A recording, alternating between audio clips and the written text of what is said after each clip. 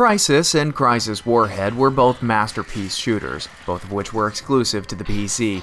They helped keep the first-person shooter genre fresh by offering wide-open maps with multiple objective points, allowing gamers to choose a path for themselves. And of course, they both featured some of the most cutting-edge graphics for the time, which sadly, some gamers, and even some professional reviewers saw as a negative because of the slightly high operating specs.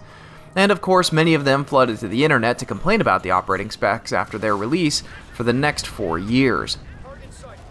This year, we finally get to see the next installment in the Crysis saga with Crysis 2.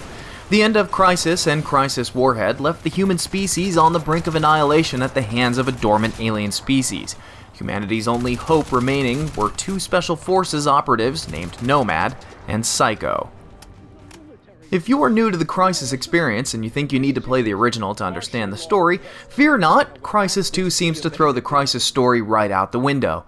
Instead of following the story of heroes Nomad or Psycho, Crysis 2 is the follow-up to Prophet, despite the fact he is shown to be mentally and physically compromised by the alien forces at the conclusion of Crysis. At the start of Crysis 2, Prophet gifts his experimental supersuit to a Marine named Alcatraz, who is annoyingly mute through the entire experience. Alcatraz uses his supersuit in an attempt to save New York City from annihilation.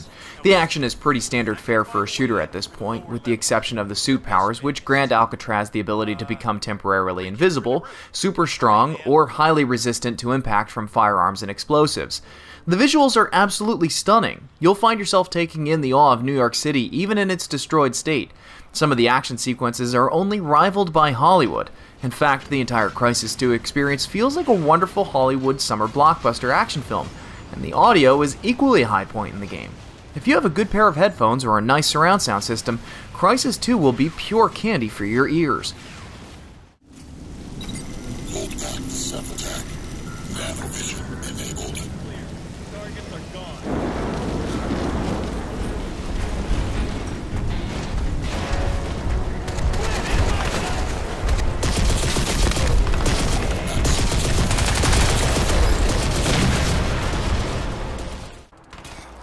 Crysis 2 does away with the open maps and optional objective points and opts for a more controlled corridor experience similar to the Call of Duty series.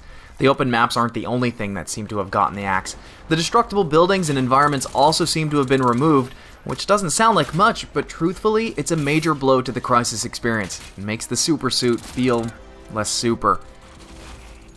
The writing is the low point of Crysis 2. Aside from seemingly neglecting the pre-established story, Crysis 2 tries too hard at creating a plotline for Alcatraz to skate through, as if preventing the annihilation of New York City from the hands of aliens with superior technology isn't enough. The absolute worst part is, because of the terrible story, you spend almost more time fighting generic private contractor video game soldiers instead of aliens, which in Crysis and Warhead were all air-based, but in Crysis 2 they're primarily, and boringly, ground-based foot troops. As a standalone product, Crysis 2 is an acceptable game.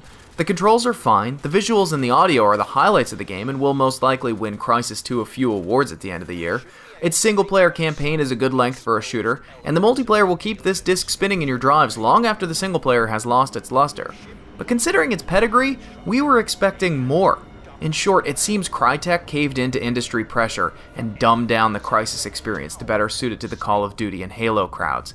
It's safe to say that the first-person shooter market is officially flooded at this point, and because of that, it's hard to justify paying full price for any new first-person shooter, no matter how pretty it is. While it is a beautiful game, EA's price point at $60, even for PC, is pretty steep. If you own a gaming PC, wait for this one to go on sale.